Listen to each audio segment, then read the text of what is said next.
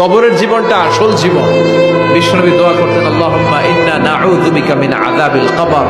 আল্লাহ, আমি আপনার কাছে কবরের আযাব থেকে পানাহ চাই, কবরের আযাব থেকে বাঁচতে চাই। এই কবরের মধ্যে অনেক ফিতনা হবে, অনেক সুয়াল হবে। কবরে প্রশ্ন আছে না নাই? কথা বলেন।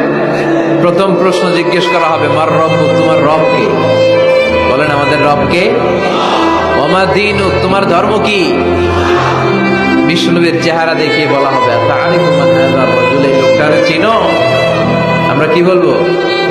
আমরা চিনি, উনি আমাদের প্রিয় রাসূল মুহাম্মদুর রাসূলুল্লাহ সাল্লাল্লাহু আলাইহি ওয়াসাল্লাম।